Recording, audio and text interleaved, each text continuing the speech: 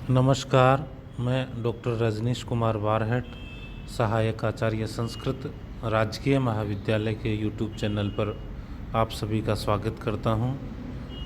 स्नातकोत्तर पूर्वार्ध में चलने वाले व्याकरण अंश पर आज हम कुछ परिचर्चा करेंगे। जो धातु रूप है उनकी सिद्धियों से संबंधित प्रश्न पूछे जाते हैं, तो उसका प्रारंभ आज के इस ऑडियो वीडियो ई व्याख्यान में हम करेंगे। तिङन्त प्रकरण है।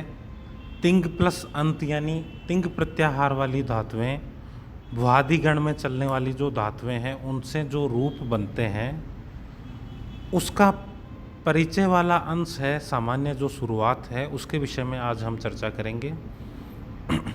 स्क्रीन पर जो प्रदर्शित हो रहा है पीडीएफ, उसमें सर्वप्रथम लकारों के विषय में लिखा है।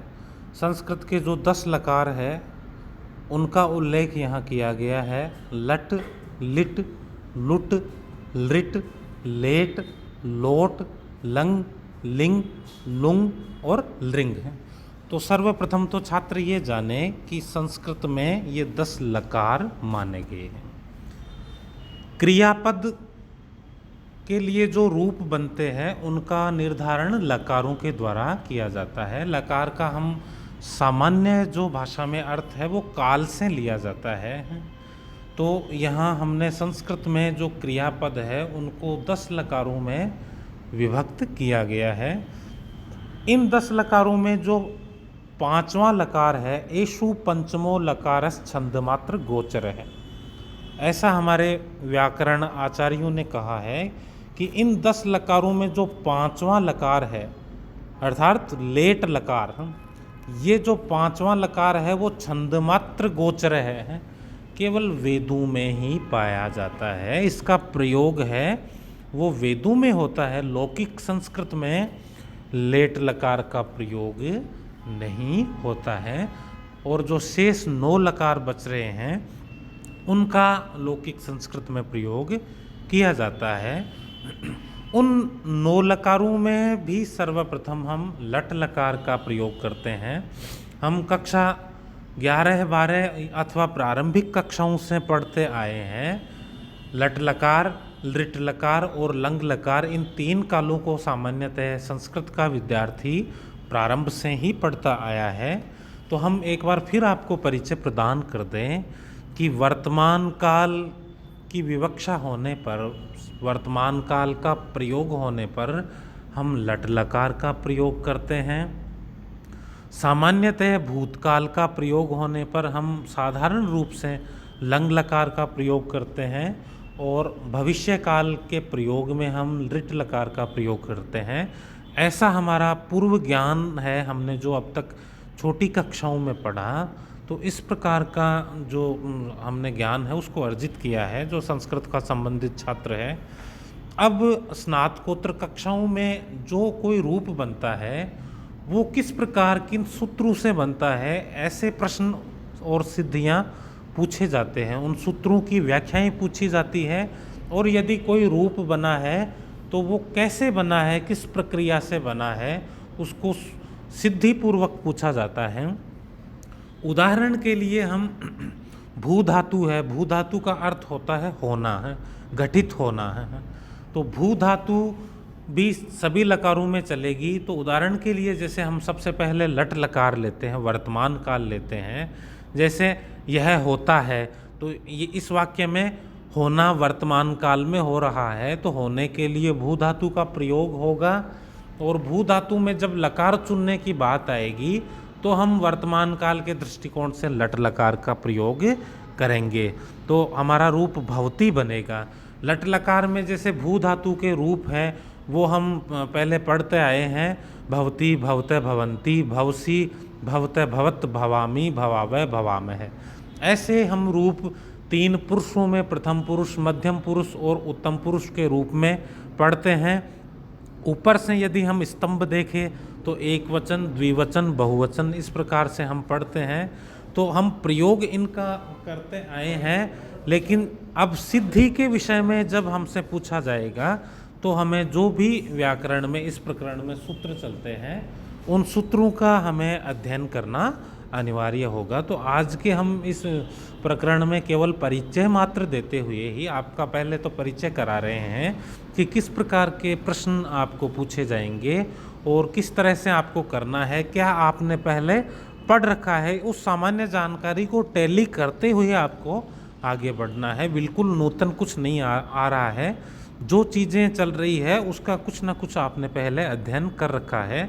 तो हम सब जानते हैं कि हमें लट लकार के रूप आते सबको है, जैसे पठ धातु है तो पठती, पठते, पठंती, ऐसे हम रूप पढ़ते प्रारंभिक कक्षाओं से आए हैं। अब हमें वो रूप कैसे बनते हैं, उनके बीच में क्या क्या प्रक्रिया चलती है, किन सूत्रों से क्या काम होता है, ये सारी की सारी बातें हैं वो हमें हमारे पाठ्यक्रम के दृष्टिकोण से तैयार करनी है। तो हमारा जो पहला सूत्र है यहाँ तिङन्त प्रकरण में भुवादि गण में, वो है लह कर्मणि च भावे चा कर्म केभ्य। इसकी वृत्ति है लकारा स कर्म केभ्य कर्मणि कर्तरि च शु अकर्म केभ्यो भावे कर्तरि च। यानी जो भी लकार चलते हैं वो सकर्मक धातुओं से कर्मणि कर्तृ कर्मवाच्य और कर्तृवाच्य में चलते हैं और अकर्मक धातुओं से वो भाववाच्य और कर्तृवाच्य में चलते हैं। ये एक सामान्य सूत्र था।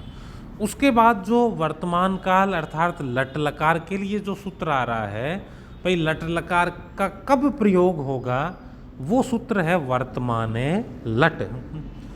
यहाँ है वर्तमान क्रिया वृत्तिर धातोर लट, यानी वर्तमान क्रिया की विवक्षा होने पर, वर्तमान क्रिया का भाव स्पष्ट हो जाने पर लट लकार का प्रयोग होता है। जब हमें पता लग जाता है कि इस वाक्य में जो क्रिया आई है वो वर्तमान काल से संबंध रखती है, तब हम लट लकार का प्रयोग करते हैं। जैसे छात्र है वो पाठ पढ़ता है, तो पाठ पढ़ने का कार्य हमें ज्ञात होता है कि ये वर्तमान काल में हो रहा है। तो पाठ पढ़ने की क्रिया जिस समय हो रही है उसका निश्चय करने के उपरांत हम ये जान जाते हैं कि यह वाक्य है, इसमें क्रिया वर्तमान काल की है। तो वर्तमान काल की है तो वर्तमाने लट सूत्र से हम यहाँ लट लकार का प्रयोग करते हैं। तो सबसे पहले तो लकार का विनिश्चय करवाने वाला सूत्र है, उसकी जानकारी हमें कम से कम होनी चाहिए। उसके बाद जो नो रूप हम अब तक रटते आए हैं, पढ़ते आए हैं, पढ़ती पढ़ते पठंती या भवती भवते भवंती, उन नो रूपों के लिए प्रत्येक रूप के लिए कोई ना कोई प्रत्यय होता है। इसी प्रकार जो आत्मने पद में नो रूप चलते हैं उनके लिए भी कोई ना कोई प्रत्यय होता है। तो इस प्रकार नो तो परस्मै पद के रूप और नो ही आत्मने पद धातुओं के जो रूप है उनके लिए हमारे 18 प्रत्यय हम चलते हैं, जो कि धातु रूपों को बनाने के लिए काम में लिए जाते हैं। इन 18 प्रत्ययों के लिए जो सूत्र है वो है तिप तस झी सिप थस थ मिप वस मस तय आताम झ थास आताम ध्वम इट वहिंग महिंग। ये जो सूत्र है, इस एक सूत्र में सारे 18 प्रत्यय है वो आ गए हैं और इसकी वृत्ति है एते अष्टादश लादेशा शु, यानी लकार का ज्ञान हो जाने के बाद हम इन 18 प्रत्ययों का प्रयोग करते हैं। छात्र इनकी टेबल बनाकर समझ लेंगे कि जैसे हमने किसी धातु रूप को पढ़ा, पठती पठते पठंती, पठसी पठते पठत, पठामी पठावे पठामे। अब उनमें जो पुरुष वाली पंक्ति और वचन वाली पंक्तियों में जैसे 3-3 रूप आ रहे हैं, 3 रूप प्रथम पुरुष में, 3 मध्यम में, 3 उत्तम में, और इसी प्रकार ऊपर के स्तंभ देखेंगे तो वहाँ 3 वचन के हैं, एक वचन के, द्विवचन के और बहुवचन के। तो इन सारे जो 9 रूप है परस्मै पद धातुओं के, ये 9 रूप जो पहले क्रम पर 9 प्रत्यय लिखे हुए हैं। पहला प्रत्यय है तिप, दूसरा तस, तीसरा झी, फिर चौथा है सिप, फिर थस, फिर थ, फिर मिप, फिर वस और फिर मस। ये 9 जो प्रत्यय है वो 9 प्रत्यय प्रत्येक धातु से जुड़ेंगे और उनके जुड़ने के बाद जो आंतरिक प्रक्रिया होती है उससे जाके फिर धातु रूप है वो अलग अलग सूत्र लगेंगे और अलग अलग धातु रूप जो सिद्ध होंगे उस प्रक्रिया को ही हमें समझना है। तो सबसे पहले तो हमें लकार का ज्ञान करना होगा और उस लकार का कौन सा सूत्र है उसकी जानकारी होनी चाहिए। उसके बाद प्रत्येक लकार में ये जो 18 प्रत्यय जुड़ते हैं 9 परस्मय पद के और 9 ही आत्मनेपद धातुओं के, उन 18 प्रत्ययों को जो प्रवृत्त करने वाला ये सूत्र है उस सूत्र की जानकारी होगी। फिर जिस जो रूप हमारे पूछा गया है उस रूप से संबंधित हमें सूत्र लिखना होगा।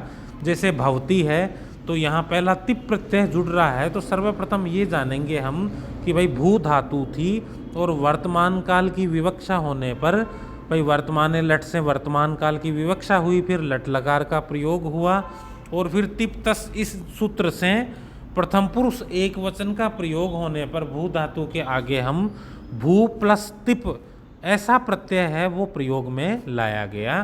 फिर आगे क्या प्रक्रिया होती है इसको हम बाद के जो हमारे ऑडियो वीडियो ई व्याख्यान होंगे उनमें समझेंगे। एक बार छात्र इस प्रक्रिया को बड़े सुदृढ़ करके और अंतस्थ करके ढंग से समझ ले ताकि आने वाले जो हम वीडियो हैं उनमें उसको किसी प्रकार की परेशानी नहीं है। व्याकरण को यदि स्टेप बाय स्टेप पढ़ा जाएगा तो वो सरलता से समझ में आ जाएगी। आशा है छात्र इसको गंभीरता से लेते हुए सुदृढ़ करेंगे। धन्यवाद। जय हिंद, जय भारत।